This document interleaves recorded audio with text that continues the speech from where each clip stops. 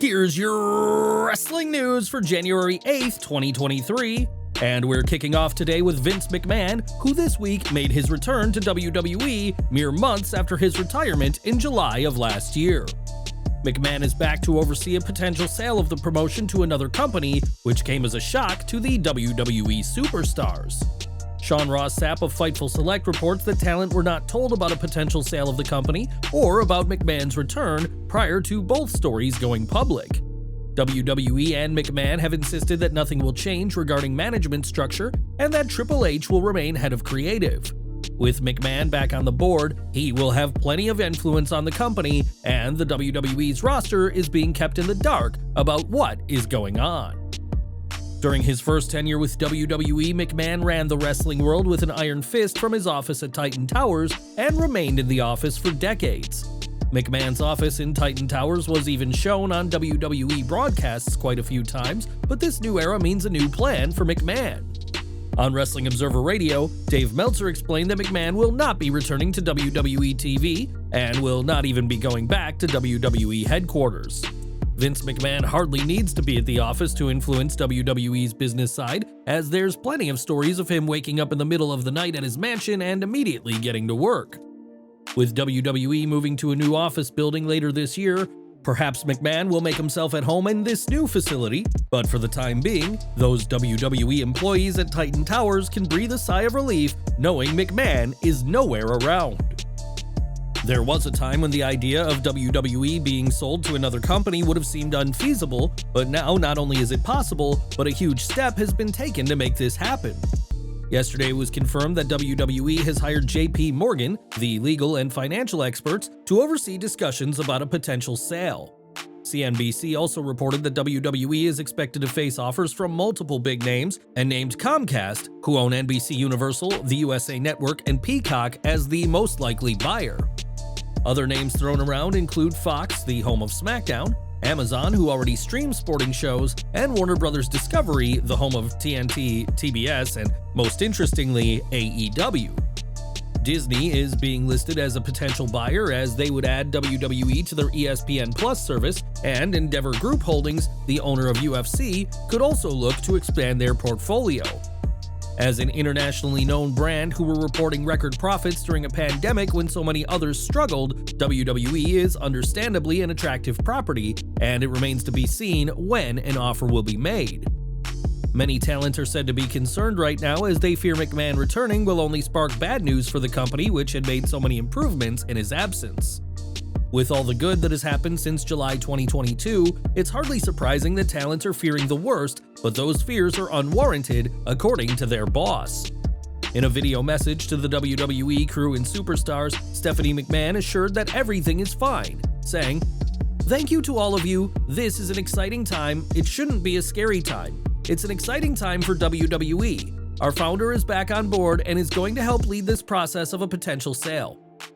As the person who made WWE a multi-billion-dollar franchise, Vince McMahon is a smart call on paper to be at the negotiating table for a sale.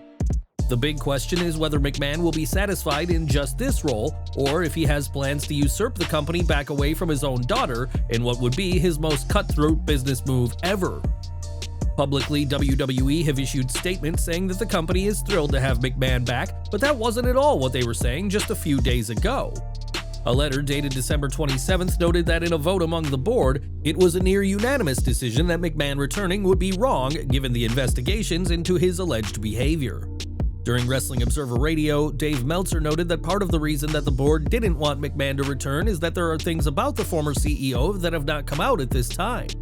It's unclear what exactly these things are, but given what we've learned about Vince over the past year, it must be pretty big if the board still won't publicly say what they are. Despite the work of the board, McMahon is back, and while WWE is putting on a united front, Vince's return is far from what those in the company wanted. Now, there's no shortage of possible buyers for WWE, and if any of them do make the purchase, it would be one of the biggest moments in the history of the company and of professional wrestling. Everyone has an opinion about McMahon's return and the possibility of a sale, and now MJF has weighed in the only way he can. Taking to Twitter, the reigning AEW World Champion said that he feels like he doesn't talk about how much he loves certain companies and named everyone who is rumored to be a possible buyer. Interestingly, MJF has teased leaving AEW for WWE multiple times, and if the holder of the Big Burberry belt goes ahead with this threat, then he could soon be working with one of these companies. Right now, focus is on the AEW World Championship and his likely title defense against Bryan Danielson at AEW Revolution in March, but the Devil is having plenty of fun with news of a WWE sale. Each week, Max Caster delivers vicious freestyle barbs on the mic and will reference the goings-on in the world of professional wrestling.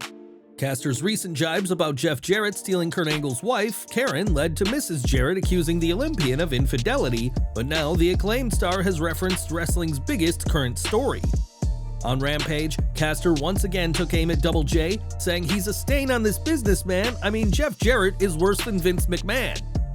Caster did once receive a tryout for WWE but did not make the cut, and recently said that he saw world-class athletes walk out of the tryout when it had just begun.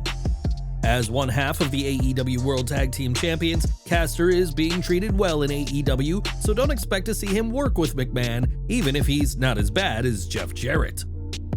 During this week's SmackDown, Hit Row turned heel for the first time in their careers, attacking Ricochet after his victory over Top Dollar. This attack came after Ricochet beat Dollar in a Royal Rumble qualifier, and after weeks of talent poking fun at the latter's botched suicide dive.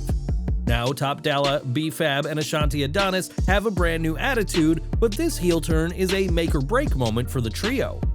Zero News is reporting that this heel turn is being viewed as the group's last chance to get over with audiences, something the group has struggled with since being rehired in August of last year. It was reported not too long ago that some names WWE has rehired have failed to impress Triple H, and while no names were named in the report, fans immediately assumed that Hit Row was on this list. With so much uncertainty in WWE at this time, Hit Row could really do with cementing their spots on TV by making this heel turn work, and if they don't, then it may just be a matter of time before Top Dollar, B-Fab, and Ashanti the Adonis are sent packing for the second time. And we're ending today with Roddy Piper, who sadly passed away in 2015, but his legacy in the ring lives on. Fans of course know that Piper granted Ronda Rousey his blessing to carry on the Rowdy name, and now his daughter has made her return to AEW. During this week's taping of AEW Dark, Roddy's daughter Teal Piper teamed with Rebel Kell to take on Ty Mello and Anna Jay, albeit in a losing effort. This marked Teal's second match ever and her first match since competing in the AEW All Out 2019 Casino Battle Royal, and the second-generation star is proud to carry on her father's legacy.